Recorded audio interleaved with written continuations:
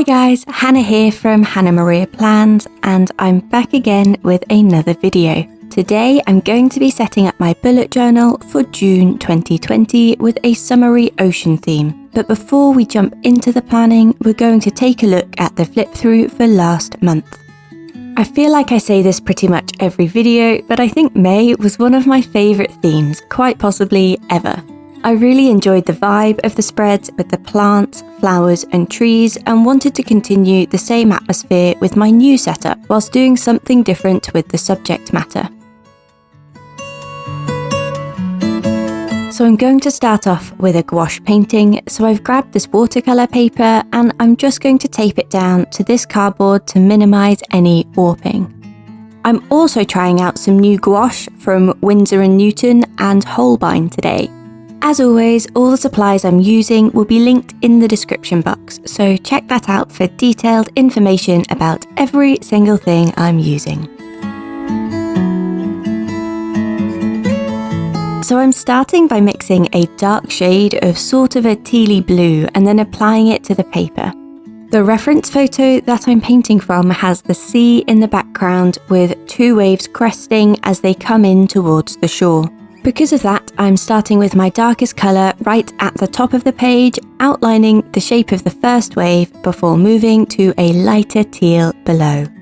I then start to add some depth by having a darker colour at the base of this wave where the water is deeper. I actually kind of use this as a rule throughout this theme, with the lightest colours where the water would be thinnest at the crest of the wave. I also want a variety of colours across my painting to make it look more realistic when we're done. If you look at how waves catch the light as they roll into shore, you can see deep navy blues, some areas with more of a true blue, some deep greens and teals, and some pale, almost pastel greens. I could go on.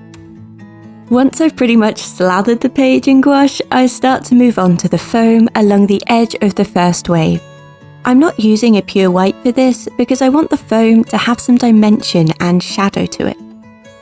When I'm happy with my first layer of foam along the crests, I start to run it down the front wave in wiggly wobbly lines to try and get the feel of movement. I tried to vary the thickness of my lines and just carried on adding bits until I thought it looked right, using a smaller brush for the tiny details. I then started on my second layer of the foam using some paint that is lighter but not yet perfectly white. I alternated with stippling the colour on to create some spray at the top of the wave and painting irregular round shapes to make the idea that the wave is rolling, being careful not to cover up the layer underneath completely. Once this foam was in place, I realised that the wave underneath it needed some more depth. So added some darker teals, making sure that I blended them in well to avoid any harsh lines. Oh, now this was my favourite part of the painting, where it really came alive and I believed I was actually painting a wave. Those final bits of spray where you're using pure white and just dotting it absolutely anywhere you like. Yep, it was worth doing the painting just for this bit. It was of course at this point that I decided that I didn't like the bottom of the painting and decided to redo it. This is also the point where I was celebrating the fact that I decided to do this painting in gouache and not watercolour, so I could actually redo it. Thank you, gouache. I wanted it to look a bit more like the sea was rolling into shore, and so included a bit of yellow ochre to look like some sand. I'm actually really happy with the contrasting colour that this gave me, and once I had redone the ripples and foam over the top, I left it to dry.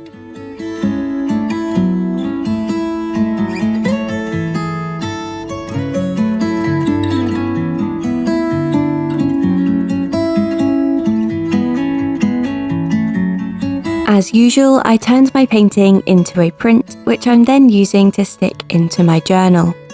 I created the title using a white gel pen, but found it wasn't standing off the page as much as I'd like, so went back round it using a thin black outline.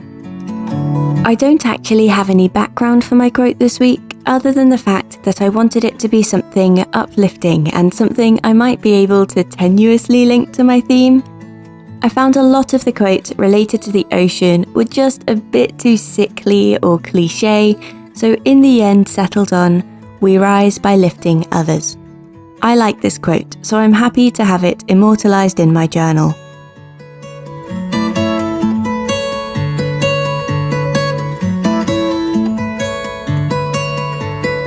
So now I'm going to move on to the calendar spread, and I'm going to be painting directly into my Bujo Almanac notebook.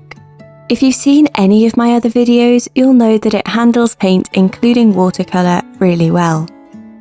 As we are still in lockdown, with very little going on socially, I've chosen to do the same layout as my April setup, with the small bookmark style painting on the right hand side, and a really minimal linear calendar taking up the majority of the page. I actually feel like I owe you a bit of background to the theme I've chosen this month. This time last year, I was on a climbing holiday in Greece, and in fact I feel privileged to say that in recent years, June has traditionally become a month to go on holiday for my boyfriend and I. It's normally somewhere warm and sunny, it normally has rocks to climb, and it also normally has the sea to swim in, even if it is rather cold. There was one day in Greece last year where we did a 200-metre climb in the morning and had to walk off the mountain in the midday sun. We inevitably took a 1-hour accidental detour before realising which way we should actually be going, and ended up reaching the sea at the bottom at about 5 p.m. after being up for 12 hours and either walking or climbing for about 10. Taking our shoes off and bathing in the freezing Mediterranean was the perfect thing at that time. And because of that, I chose to do an ocean theme last year. And for nostalgia's sake, I wanted to do another this year. If a tour of my old journals is something you'd be interested in, please let me know in the comments down below. Anyway, back to our calendar page. I'm just using my Helix circle maker and a zebra mild liner to pop in little circles before going back in with a white gel pen to write in each date. I love this spread because it's so simple but so effective. Okay, so I have a little confession to make about this next spread, which is for my habit and projects. I started this exact same painting, and no matter how hard I tried, I could not get it to work. As a fully grown 27-year-old woman, I had a tantrum, stopped filming, and stuck 2 pages of my journal together. Mature, I know. I sat down and thought hard about what I wanted to achieve from this painting. Was it a perfect depiction of my reference picture? Well, no. Was it something I wanted to hang up on my wall? No. Did I want to choose a different, easier reference picture? Definitely not. What I wanted was to try painting this soft, smooth water and have it look recognisable at the end. So I turned the page again, picked up my pencil and a ruler, and used a grid to help break down the complex water into smaller, more manageable shapes. This way I could do a bit more of a sort of paint by numbers painting, and although it took a really long time and I still got intermittently frustrated, it did work. As you can see, once I had the shadows of the waves drawn in, I went in with some very, very dilute gouache. I wanted to just start to mark out the darker sections of the painting to give my eyes more of a visual idea of where things would be. Once this layer was done, I mixed up what I thought was a dark blue and then split it into 3, adding white until I had a dark, medium and light colour. This was so I could start to deepen the shadows and add in some paler colours in the gaps between them, blending them as I went. Now there's no colour correcting that I've done post-filming, so that purple colour you're seeing, yep, that's true to life. It was only after I'd covered the entire area that I'd realised how purple I'd made my waves. This is something I ended up correcting by going back over the entire thing again, but this time making a conscious effort to make it more blue. I think the problem I had is the lack of dark brown in my gouache collection that I would normally use to neutralise and darken my blues. In a moment you'll see my watercolour palette out. It's really, really dirty, but I actually used my indigo watercolour to get the deepest shadows on the painting so I could be sure I had a true blue, and mixed this into my gouache to get the correct hue as I went.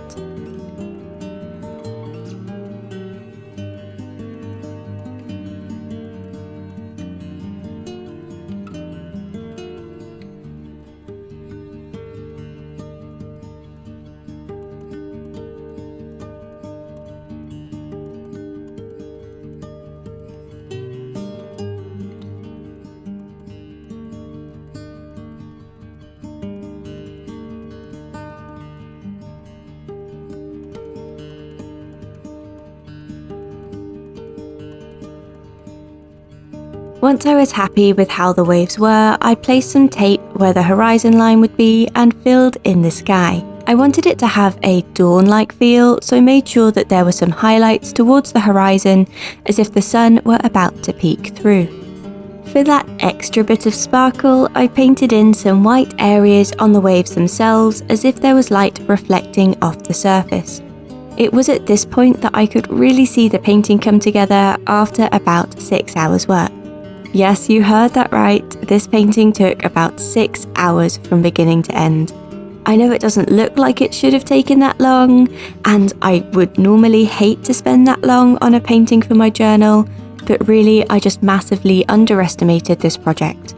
In the end, I am pretty happy with how it looks, and I learnt a ton on the way, so if I ever try anything like this again, hopefully it should take nowhere near that long. Onto the habits themselves, I am tracking exactly the same as last month. Boring, I know. Even though we have a climbing wall up in our living room now, I still wanted to just stick to the 4 habits of exercise, yoga, reading and painting, rather than having a separate climbing tracker. One thing that's been really lovely over the past few weeks is being able to get outside and climb in the local area. I always find there's something a bit special about exercising outside, especially in the sunshine. Moving on to my monthly to-do list, I'm finding that I'm needing a lot less space to write out all my tasks. I still definitely need one. I still like to have it in my bullet journal for reference. I like to have room to write out any things that might come up, like any work modules I might need to complete, but just like a lot of us at the moment, I have less tasks than normal. And lots of the things I am writing down, like packaging up Etsy sales, are more changeable from day to day. So I don't need to keep track of them in my running to-do list. I can just write them down on the day they actually crop up. So I shrunk down the scale of my to-do list this month, and I think it will be more than enough for me. I thought it would be nice to have a simpler background to this list and wanted to paint some waves looking from the top down. I actually had something similar in my journal last year, but have also seen that this style has been popularized by a YouTuber called Kellogg's Loops. I'll link their YouTube video where they take you through a tutorial for this kind of painting below. I used a pale sand colour for the bottom of the page and then used some turquoise that gradually gets darker as it reaches the deeper sea towards the top. I'm then using the white ink that was holding my paper flat whilst I couldn't use clips to paint the foamy waves. You know when you're at the beach, the waves are just really little, just gently lapping at the shore? That's the kind of pattern that I'm trying to paint, with extra little splatters and dots acting as the bubbles that waves cause. I chose to use this ink because it's just a little bit easier to work with for these bold graphic lines, and it doesn't need to be watered down at all, so it stays very opaque, which I thought suited this illustration more. I wanted to create an asymmetrical look across the page with the bottom wave that just crosses the gradient between the sand and water, dipping in and out below the tape outlining my to-do list. I thought this would create something that's just a bit more interesting than if it were to match levels exactly each side.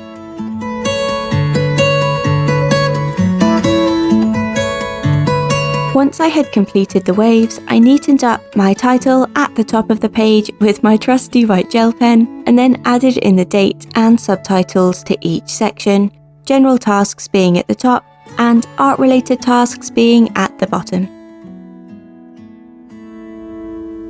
So now moving on to the final spread of this video, which is of course the first weekly for June. As you'll know, if you follow me on Instagram, I love doing pages with a central motif, normally a circle, but today I thought I would encase my illustration in a hexagon, and as always using tape to make sure my edges are nice and neat. I really wanted to do a big rolling wave that was crashing down and creating a lot of spray. It might not be the most groundbreaking and original picture of the sea, but when you're scrolling through dozens of reference images of the ocean, and this comes up about 50 times, let's be honest, it was inevitable. Because it seemed quite a detailed and confusing reference picture, I decided to use a grid again to draw out my initial shapes and then started to block in areas of light and dark. Similarly to my cover page, I wanted to get some tonal variation with some blues, turquoises and greens, but didn't worry too much about being exact, as I knew a lot of this would get covered up once I added the foam.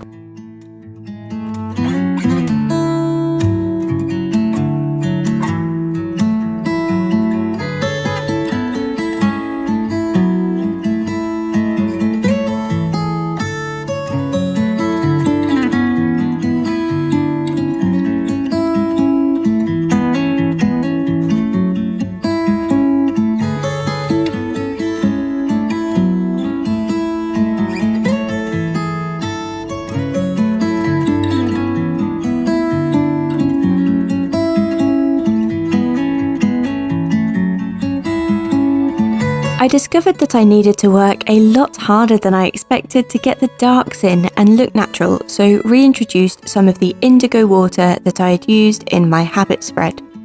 I could then go in using some white gouache again to add the foam and spray by doing lots of tiny little dots and wiggly irregular lines.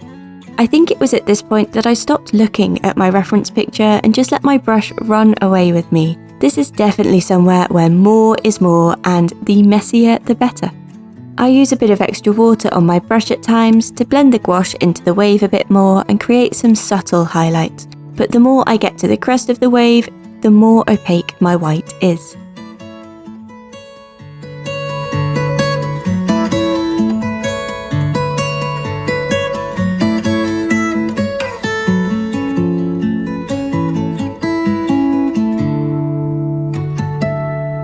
For the days of the week, I'm using the same font as I have for text throughout this theme.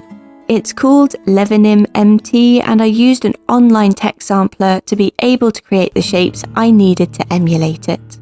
I originally thought about doing a cursive brush lettered font this month, but I'm glad I chose this as I think it creates a nice contrast with that bold black. And with that, we've come to the end of this setup. I love how this has both a lot of intricate and colourful details, but also quite a lot of negative space, particularly on the calendar. Now, I was actually supposed to be on holiday as we're watching this, and I'm sure some of you were too. So hopefully this theme will transport me and you to a tropical beach in our minds at least, even if we can't all be away physically. So anyway, thank you for watching this video. I hope you enjoyed it. Let me know in the comments what theme you think I should do for July. Don't forget to subscribe if you haven't already. And before you go, I thought I'd just remind you to visit my Instagram page if you'd like more frequent updates throughout the month. Thank you again for watching this video. I hope you are having a lovely day, and I'll see you very soon. Bye guys.